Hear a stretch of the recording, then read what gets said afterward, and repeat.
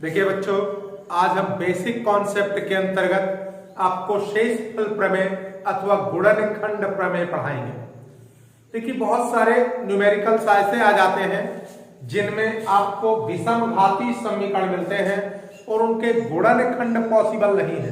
तो अगर उनके गुणनखंड पॉसिबल नहीं है तो उनके गुणनखंड करने के लिए शेषफल प्रमेय अथवा गुणनखंड प्रमेय का इस्तेमाल करते हैं। देखिए, आइए होता क्या है। अगर मेरे को एक इक्वेशन या एक क्या दिया है, पॉलिनोमियल बहुपद दिया है x³ माइनस 7x माइनस 6। गौर से देखिए, विषमघाती है और इसके गुणनखंड पॉसिबल नहीं है, यानी गुणनखंड नहीं हो रहे हैं। इस स्थिति में हम लोग शेषफल प्रमेय अथवा गुणनखंड प्रमेय का इस्तेमाल करेंगे। अब आप कहेंगे सर, शेषफल प्रमेय गुणनखंड प्रमेय से कैसे गुणनखंड करेंगे? तो अगर x³ का कोई गुणांक नहीं है तो, फिर से अगर x³ का कोई भी गुणांक नहीं है तो अचर पद को देखेंगे कि किस किस चीज से विभाजित हो सकता है। तो चूंकि क्या बेटा, अचर पद क्षय के गुणनखंड यानी किससे किससे कट सकता है? तो 6 किससे कटता है? 1 से कट सकता है। 2 से भी क्या हो सकता है? कट सकता है। और 3 से भी कट सकता है और 6 से भी कट सकता है। तो 6 की जरूरत नहीं है बेटा। क्यों नहीं है? क्योंकि अगर 2 से विभाज्य है तो ऑटोमेटिक 6 से क्या होगा? डिवाइड होगा। अगर वो 3 से डिवाइड है तो 6 से भी डिवाइड होगा, इसलिए आपको 6 लेने की आवश्यकता नहीं। तो फिर से जो भी क्या है, कांस्टेंट पद है, जो भी अचर पद है, जो भी अचर राशि है, उसको देखिए वो किस किस से डिवाइड हो सकता है। 1 से डिवाइड हो सकता है। 1 से तो दुनिया के हर नंबर डिवाइड होती है। 6 2 से भी डिवाइड हो रहा है, इसी प्रकार 3 से भी डिवाइड हो रहा है। तो अब हमारे पास 1 2 3 ये 6 के गुणनखंड मिल सकते हैं। तो अब क्या करेंगे? इसलिए बहुपद में क्या बेटा, x माइनस 1 जो गुणनखंड है, एक है तो -1 एक बार x प्लस 1, एक बार x माइनस 2 और एक बार x प्लस 2। इसी प्रकार एक बार x माइनस 3, x प्लस 3 का परीक्षण करने पर। अब आप समझिए, फिर से क्या करते हैं, जो भी आपको गुणनखंड मिले, जैसे एक गुणनखंड मिला है तो x माइनस 1 x प्लस 1, 2 गुणनखंड मिला है x माइनस 2 x प्लस 2, 3 गुणनखंड मिला है x माइनस 3 x प्लस 3 का परीक्षण करें। अब हम इनको बहुपद में रखेंगे, जिनको रखने पर शेषफल 0 आ जाए वो मेरा गुणनखंड हो जाएगा। और याद रखना, इनमें से केवल एक ही गुणनखंड प्राप्त करना है, दूसरा नहीं। तो क्रम से करते चले जाइए, केवल एक गुणनखंड प्राप्त कर लीजिए। इसलिए बहुपद में x माइनस 1 बराबर 0 यानी x बराबर 1 रखने पर, जैसे आप 1 रखेंगे शेषफल प्राप्त कर लीजिए। इसलिए क्या बेटा, शेषफल बताइए क्या है बेटा, x³ माइनस का 7x माइनस का 6। अब इसमें क्या करिए, जहां जहां x है वहां वहां 1 रख दीजिए। अगर ये शेषफल 0 आ जाए तो ये गुणनखंड होगा, नहीं तो गुणनखंड नहीं होगा। और अगर गुणनखंड नहीं है तो फिर अगले को चेक करिए, ये भी नहीं है तो अगले को चेक करिए, ये भी नहीं है तो अगले को चेक करिए, ये भी नहीं है अगले को चेक करिए, और ये भी नहीं है तो इसको चेक करिए। इनमें से कम एक गुणनखंड आपको चाहिए। तो बताइए, रखते हैं x बराबर 1। तो गौर से देखिए, 1 का क्यूब x की जगह 1, तो 1 का क्यूब 1 माइनस का 7 और माइनस का 6। आप देखेंगे 7 में 6 7 6 13, 13 में 1 गए माइनस 12। तो चूंकि क्या बेटा, शेषफल क्या नहीं है, 0 नहीं है, -12 आ रहा है, 0 नहीं है। इसलिए कौन, x माइनस 1, ये वाला x माइनस 1 बहुपद का गुणनखंड, बहुपद का एक गुणनखंड नहीं होगा। अब जब ये वाला कंफर्म हो गए कि ये गुणनखंड नहीं हुआ, तो अब हम किसको चेक करेंगे? x+1 को। इसी क्रम में हम तब तक चेक करेंगे जब तक हमें एक गुणनखंड प्राप्त नहीं हो जाता। मुझे केवल एक गुणनखंड की आवश्यकता होती है, एक गुणनखंड प्राप्त करेंगे। अब हम लोग कौन सा चेक करेंगे क्रम से? x+1 बराबर 0। तो फिर से पुनः किसमें बेटा? बहुपद में। क्या बच्चों? x-1 को चेक कर लिए, अब x+1 को चेक करेंगे। x+1 बराबर 0, x बराबर -1 रखने पर फिर से क्या प्राप्त करेंगे? शेष फल। शेष फल में क्या उठा लेंगे? बहुपद आपका कितना है? x³ माइनस का 7x माइनस का 6। अब आपको क्या करना है? x बराबर -1 रख देना है। x की जगह -1 का क्यूब -1। गौर से देखें, -1 की घाते विषम नंबर है, -1 आएगा, माइनस माइनस प्लस। अब देखिए -6 -1 -7 +7 कट कर 0। अब शेष फल आपका 0 आ गया, इसका मतलब गुणनखंड हो गया। इसलिए x+1 बहुपद का क्या बेटा? एक गुणनखंड होगा। अब इसका मतलब हमारा एक गुणनखंड हमको x+1 प्राप्त हो गया। ठीक, फिर से एक बार देख लीजिए पूरा प्रक्रिया। सबसे पहले x³ -6x -7x -6 दिया है। इस अचर पद के गुणनखंड देख लीजिए। गुणनखंड करने का मतलब अचर पद किससे किससे डिवाइड होता है? तो दुनिया का हर पद 1 से तो डिवाइड होता है, 6 2 से भी कट रहा है, 6 3 से भी कट रहा है। तो अब आप क्या करिए? x में पूरे बहुपद में x एक बार 1 का, तो x-1 x+1 2 के लिए, x-2 x+2 3 के लिए, x-3 x+3 रख कर देख लीजिए। और जिनके लिए 0 आ जाए वो गुणनखंड है, जिनके लिए 0 नहीं आए वो गुणनखंड नहीं है। तो हमारा x+1 एक गुणनखंड मिल गया है। अब एक गुणनखंड मिल गया, अब दूसरे गुणनखंड प्राप्त करने के लिए क्या करते हैं? इस गुणनखंड का इस बहुपद में भाग दे देते हैं, तो दूसरे गुणनखंड प्राप्त हो जाएंगे। फिर से एक गुणनखंड मिल गया, बाकी के शेष गुणनखंड प्राप्त करने के लिए ये जो गुणनखंड मिला इसका भाग इस बहुपद में दे देते हैं। अगर पूरा पूरा चला जाए, ठीक, तो वो दूसरा गुणनखंड प्राप्त हो जाएगा। अब आप इसको कॉपी कर लीजिए, फिर मैं इसको इरेज कर दूंगा, मिटा दूंगा और बाकी भाग देकर दूसरे गुणनखंड प्राप्त कर लूंगा। तो कॉपी कर लीजिए।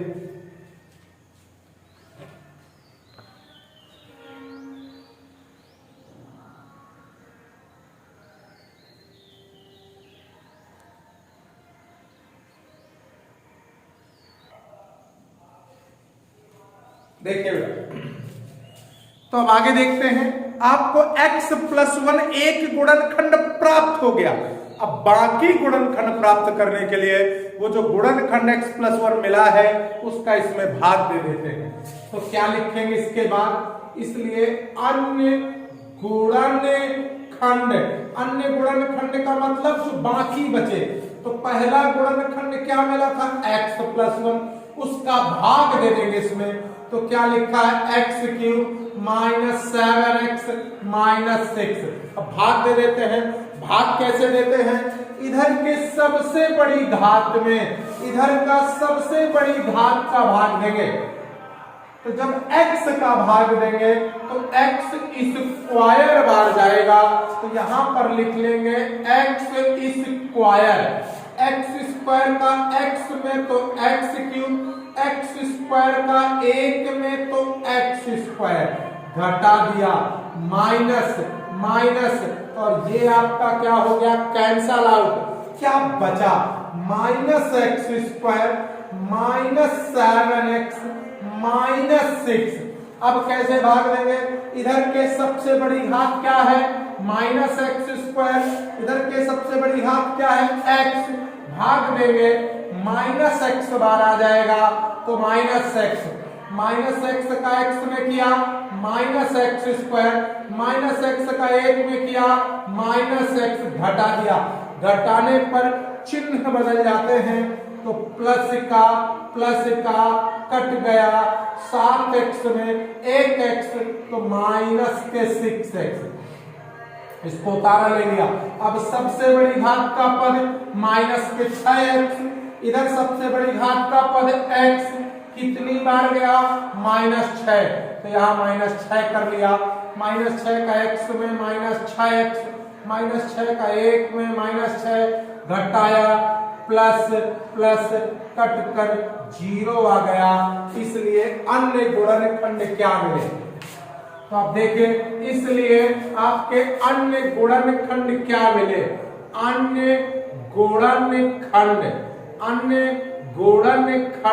क्या मिले बेटा, आपके एक्स स्क्वायर माइनस के एक्स माइनस के 6। आप चाहें तो इसके भी गुणनखंड कर सकते हैं। देखिए इसके हो जाएंगे 6 के ऐसे गुणनखंड के 1 आ जाए तो 3 दूना 6, अब 3 में से 2 घटा देंगे तो 1 आ जाएगा, तो इसके गुणनखंड कर लेंगे। एक्स स्क्वायर बीच में -1 कैसे आ रहा, 3 में 2 घटाने पर, आइए एक्स स्क्वायर गुणा किया 3x, माइनस +2 -6, गौर से देखें x कॉमन हो रहा, जैसे x कॉमन लेंगे x कॉमन लेंगे 3, 2 कॉमन होगा x -3, x -3 हो गया, क्या बचा यहाँ पर x, यहाँ पर 2, तो अन्य गुणनखंड मिल गए बेटा। तो इसलिए आपका पूरा गुणनखंड क्या हो गया, x³ -7x -6, x³ -7x -6 बराबर पहला गुणनखंड क्या था, x+1, जो पहला गुणनखंड मिला, और अन्य गुणनखंड ये आ गए x -3 x धन 2, और यही आंसर हो जाएगा। फिर से एक गुणनखंड आपको x+1 मिल चुका है, अगर मैं x+1 का भाग इस बहुपद में दे दूं तो मुझे दूसरे गुणनखंड मिल जाएंगे। दूसरा गुणनखंड x² -x -6, अगर इसके गुणनखंड हो रहे हैं तो कर लिया करिए, नहीं हो रहे तो उसी तरह कर दिया, नोट कर दिया, तो गुणनखंड हो रहे थे कर लिया, तो सारे गुणनखंड क्या हो गए, इसका मान पहला गुणनखंड x+1, फिर जो बाकी गुणनखंड मिले हों उनको रख लिया, और आपको सभी गुणनखंड प्राप्त हो चुके हैं। तो कॉपी कर लीजिए पूरा।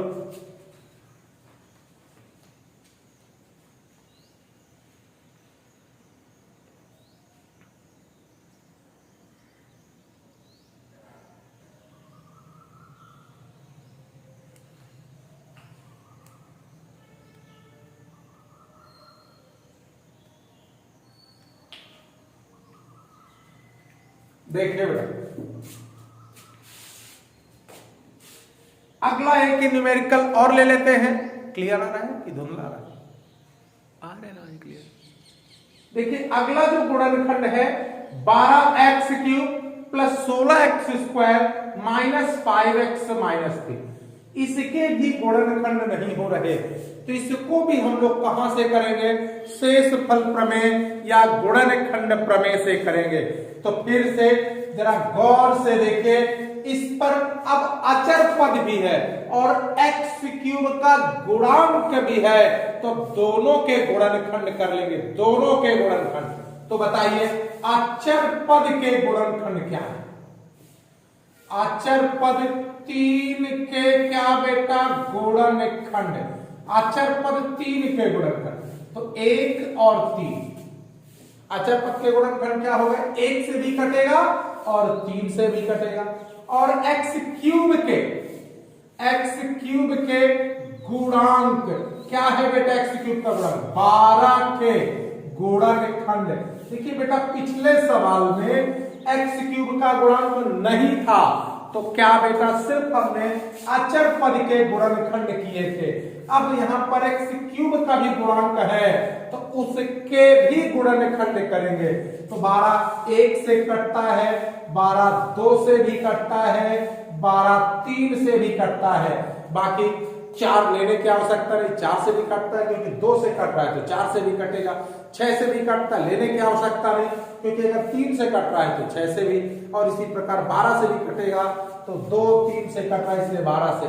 तो सिर्फ 1 2 3 को हम लोग क्या कर लेंगे, चेक कर लेंगे। इसलिए बहुपद में सबसे पहले तो केवल अचर पदों को चेक करते हैं। x प्लस 1 1 और x माइनस 1, फिर x प्लस 3 x माइनस 3, और इनके अलावा यही पर चेक करते हैं। x प्लस 1 भी चेक करेंगे, x माइनस 1 भी चेक करेंगे, x प्लस 3 भी चेक करेंगे, x माइनस 3, और केवल इतना नहीं, अब आगे देखिए बेटा, एक वाला हो चुका है, एक देखो x के आगे एक एक हो चुका है। अब 2 रख के देखेंगे x में, तो बताओ यहां पर x की जगह 2x माइनस 1 को चेक करेंगे, इसी प्रकार 2x प्लस 1 को चेक करेंगे, इसी प्रकार 2x माइनस 3 को चेक करेंगे, इसी प्रकार 2x प्लस 3 को चेक करेंगे। अभी फिर x में 3x माइनस 1 को चेक करेंगे, 3x प्लस 1 को चेक करेंगे, 3x प्लस 3 को भी चेक करना चाहिए कि नहीं करेंगे। आप कहेंगे सर इसको क्यों नहीं करेंगे, क्योंकि 3x प्लस 3 वास्तव में अगर 3 कॉमन ले लो तो x प्लस 1 ही है जो कि हो चुका है, इसका मतलब इसको चेक नहीं करेंगे। इतनी चीजें आप क्या करेंगे, चेक करेंगे, और इनमें से जिस पर भी शेषफल 0 आ जाए वो एक गुणनखंड हो जाएगा और दूसरा गुणनखंड करने के लिए भाग दे देंगे। फिर से देखिए, अचर पद के गुणांक 1 और 3 थे, तो x plus 1 x minus 1, x plus 3 x minus 3, इनको चेक कर लिया। x क्यूब के गुणांक 1 2 3 थे, आप कह सकते सर एक लीजिए x का, तो एक तो ऑलरेडी होता ही होता है, एक तो हाई है, एक वाला चेक हो गया, 2 वाला, तो 2x x की जगह 2x माइनस 1, 2x प्लस 1, बेटा फिर से 2x प्लस 3, 2x माइनस 3, फिर बेटा 3x माइनस 1, 3x प्लस 1, और बेटा 3x प्लस 3 नहीं करेंगे क्योंकि गौर से देखो 3x प्लस 3 तो वास्तव में वही x प्लस 1 है जो कि हो चुका है, 3x माइनस 3 तो वास्तव में x माइनस 1 है जो हो चुका है। इतनी चीजों का परीक्षण हम कर लेंगे। एक बार फिर से जरा गौर से देखिए, अचर पद के 1 और 3 है तो x plus 1 x minus 1, x plus 3 x minus 3। अब x क्यूब के भी गुणांक इनको भी लेना है और x क्यूब के गुणांकों को x के गुणे में देना, तो एक लेने की आवश्यकता नहीं क्योंकि एक तो सबके गुणे में होता है, 2 से लेंगे तो 2x माइनस 1, 2x प्लस 1, फिर बेटा 2x plus 3, 2x minus 3, 3x minus 1, 3x और प्लस 1, और 3x 3 वाला लेंगे नहीं क्योंकि वो एक ही चीज है बेटा। अब इनको रख के चेक करेंगे, जिनमें की शेषफल 0 आ जाए वो गुणनखंड होगा, जिनमें शेषफल 0 नहीं आए वो गुणनखंड नहीं होगा। तो अब रख के देखना, x प्लस 1 बेटा, इसलिए बहुपद में क्या बेटा x प्लस 1, x प्लस 1 बराबर 0, यानी x बराबर -1 रखने पर, फिर से x प्लस 1 बराबर 0, तो x बराबर -1 रखने पर शेषफल, तो बताइए क्या है शेषफल, क्या है बेटा आपका 12x cube plus 16x square minus 5x minus 3, तो 12 -1 का क्यूब 16 -1 का स्क्वायर 5 -1, तो मतलब -1 का क्यूब माइनस -1 का स्क्वायर प्लस, और यहां पर प्लस -3, तो 16 5 21, 12 3 15, कुल मिलाकर 6 जो 0 नहीं है, इसलिए x प्लस 1 किसका बेटा, बहुपद का गुणनखंड। एक गुणनखंड नहीं होगा। वाई, क्योंकि 0 नहीं आ रहा इसलिए गुणनखंड नहीं होगा। हमने x+1 को चेक करके देख लिया, x+1 गुणनखंड नहीं है। किसको चेक करके देखेंगे, x-1, यह भी गुणनखंड नहीं होगा, चाहे चेक कर लीजिए। तो अब क्या रखेंगे बेटा, फिर से देखें। अब मैं x-1 रख के देखूंगा तो बहुपद में क्या बेटा, आइए देखिए बच्चों, इसको रख के देखते हैं।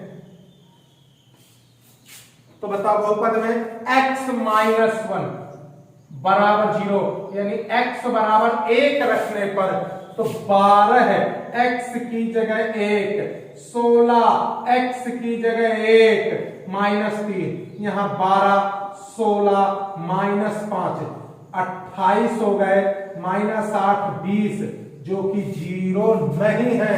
इसलिए x-1 भी बहुपद का गुणनखंड नहीं होगा। हमने इसको भी चेक कर लिया, यह भी गुणनखंड नहीं आया।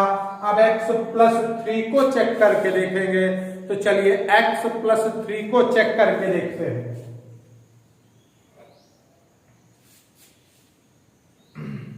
तो x+3 को चेक करेंगे तो x बराबर -3। आइए चेक करते हैं, देखिए कितना आता है। तो x+3 बराबर 0, तो x बराबर -3 रखने पर रख दिया 12 -3 का क्यूब प्लस 16 -3 का स्क्वायर -3 तो 12 3 का क्यूब कितना हुआ, 27, वो भी काहे का, माइनस का, -3 का स्क्वायर 9, तो 16 गुणे 9 और 5 3 15 -3। क्लियर बेटा, इसको कैलकुलेट करेंगे तो 12 7 84 और 12 दूनी 24 और 24 8 32, 324 और 16 9 144 प्लस 15 -3, इसको कैलकुलेट करेंगे तो 0 नहीं है। इसलिए x+3 भी बहुपद का एक गुणनखंड नहीं होगा। आप कैलकुलेट कर लीजिएगा, जोड़ेंगे तो माइनस के 327 और प्लस के 159, 5 4 9 4 1 5। अब -327 159 0 नहीं आएगा, तो x+3 भी बहुपद का गुणनखंड नहीं होगा। इसी प्रकार हम क्या करेंगे, अब x-3 चेक करके देखेंगे। तो फिर क्या बेटा, इसी प्रकार क्रम से करते चले जाएंगे और केवल एक गुणनखंड प्राप्त करेंगे। x-3 बराबर 0, x बराबर 3 रखने पर जैसे आप x बराबर 3 रखेंगे यह भी गुणनखंड नहीं होगा। x की जगह 3, क्या बेटा, 3 का क्यूब 16, 3 का स्क्वायर 3 -3, फिर से 12 27 16 9 -15 -3, फिर से जो 0 के बराबर नहीं है, इसलिए x-3 भी बहुपद का गुणनखंड नहीं होगा। कैलकुलेट करेंगे, 0 नहीं है क्योंकि प्लस का बहुत बड़ा माइनस का छोटा, कुल मिलाकर 0 नहीं आ रहा, इसलिए x-3 भी बहुपद का गुणनखंड नहीं होगा। चलिए आगे चेक करते हैं, यह भी हो गया। अब 2x-1 को चेक करते हैं। इस प्रकार पूरा क्रम से चेक करेंगे आप, और जहां एक गुणनखंड मिल जाए तो फिर उसका भाग दे देंगे और अन्य गुणनखंड आपको प्राप्त हो जाएंगे। तो चलिए देखिए 2x-1 को चेक करते हैं। 2x-1 बराबर 0, यानी 2x बराबर 1, तो x बराबर 1/2 रखने पर, तो 1/2 रखने पर, चलिए 1/2 रखते हैं तो क्या है, 12 है, 1/2 का क्यूब है, 1/2 का स्क्वायर है, 1/2, तो बताइए 12 1 1 2 का क्यूब 8 16 2 का स्क्वायर 4 माइनस के 5/2 -3, 4 से काटा 4 3 12, 4 दूनी 8, 4 से काटा, 4 चौको 16, 5/2 -3। गौर से देखिए क्या आया बच्चों, जरा ध्यान से देखिए बेटा, यहाँ पर कितना है 3/2 है, माइनस के 5/2 है, 4 में 3 चला गया तो धन 1 है। अब क्या ले लेंगे लासा, 2 से 2 कटा 3, 2 से 2 कटा 5, 1 दूना 2 2, 3 2 5 -5, कुल मिलाकर 0। जब 0 आ गया तो इसका मतलब 2x - 1 एक गुणनखंड होगा, और जब 2x - 1 एक गुणनखंड होगा, शेष गुणनखंड करने के लिए क्या करेंगे, इसका आप बहुपद में भाग दे देंगे। तो जरा देखिए बच्चों, अब क्या करेंगे, ध्यान से देखें।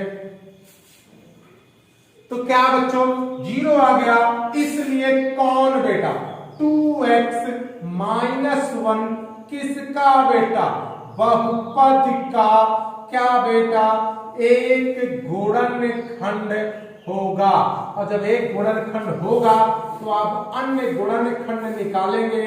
अन्य गुणनखंड कैसे प्राप्त होते हैं, इस गुणनखंड का जो मिला आपको 2x - 1, इस गुणनखंड का इस बहुपद में क्या दे देंगे, भाग, तो आपको अन्य गुणनखंड प्राप्त हो जाएंगे। तो आइए अन्य गुणनखंड कैसे निकलेंगे, 2x - 1 का भाग बहुपद में आप दे देंगे 16x² 5x - 3। तो अन्य गुणनखंड आपको प्राप्त हो जाएंगे। कैसे अन्य गुणनखंड प्राप्त होंगे, जरा देखते हैं ध्यान से बच्चों।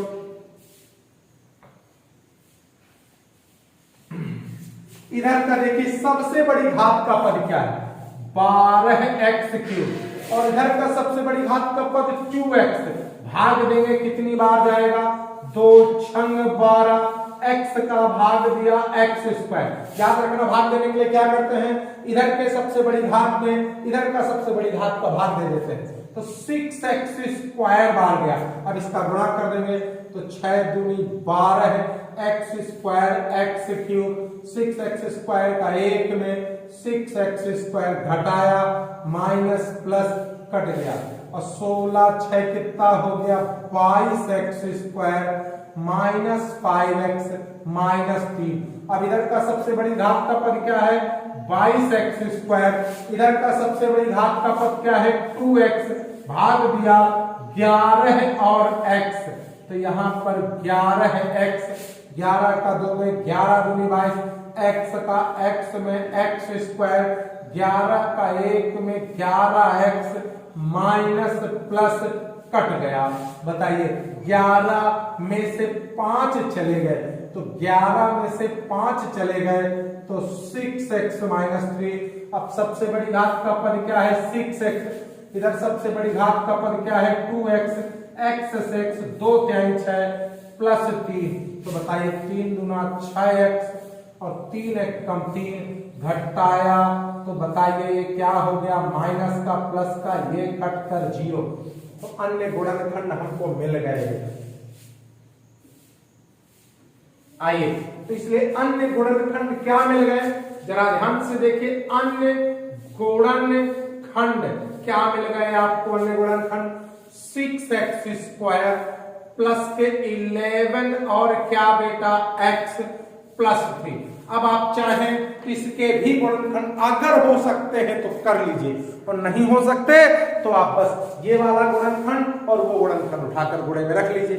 लेकिन इसके गुणनखंड हो रहे हैं, 6 18 के की 11 आ जाए तो 9 दूनी 18, 9 धन 2 11 आ जाएंगे। तो गौर से देखिए अन्य गुणनखंड 6x², 11 कैसे आ रहा, 9 में 2 जोड़ने पर, आइए 6x² अंदर 9x अंदर 2x, ये द्विघात की तरह हल करते हैं, द्विघात समीकरण जैसे हल करते हैं। 6 18 के गुणनखंड 11 आ जाए, 9 दूनी 18, 9 2 11 गुणनखंड कर लिए। बताइए 3x, तो 3 दूना 6, 3 तीका 9, 2 कुछ नहीं कॉमन हो रहा, जब कुछ नहीं कॉमन तो 1 कॉमन, तो 2x प्लस 3। गौर से देखिए 2x प्लस 3 कॉमन हो रहा है, जैसे 2x प्लस 3 ले लिया तो क्या आया 3x प्लस 1। इसलिए सारे गुणनखंड मिल चुके हैं। बताइए आपका बहुपद क्या था 12x³ plus 16x² minus 5x minus 3 की जो वैल्यू मिलेगी, यानी जो गुणनखंड मिलेंगे, तो पहला गुणनखंड कौन सा था? 2x माइनस 1, और शेष गुणनखंड कौन कौन आए? 2x प्लस 3 आया, और क्या आया? 3x प्लस 1 आया। और इस प्रकार आप शेषफल प्रमेय से गुणनखंड करना सीख चुके हैं। अब आप अगर घर में अच्छे से प्रयास करेंगे, इन सवालों को थोड़ा सा वीडियो को एक दो बार पॉज करके देखेंगे, तो आज के बाद कभी भी शेषफल में आपको प्रॉब्लम नहीं होगी। अब एक न्यूमेरिकल देता हूं, जिसे आप घर से क्या करके आएंगे? लगाएंगे। तो पहले इसको कॉपी कर लीजिए, फिर एक एग्जाम्पल देता हूं जिसे घर से लगाएंगे आप।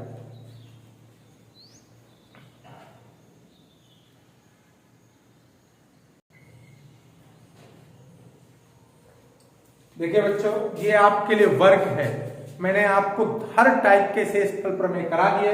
अब इसको आपको घर से करके लाना है। x घर से करके प्रैक्टिस करना है अपने घर में, इसको अच्छे से प्रैक्टिस करिए। x³ plus 6x² plus 11x plus 6, इसके गुणनखंड प्रमेय, शेषफल प्रमेय से गुणनखंड प्राप्त कीजिए। अच्छे से एक दो बार वीडियो को देखिए, अपनी नोट्स मेंटेन कर लीजिए।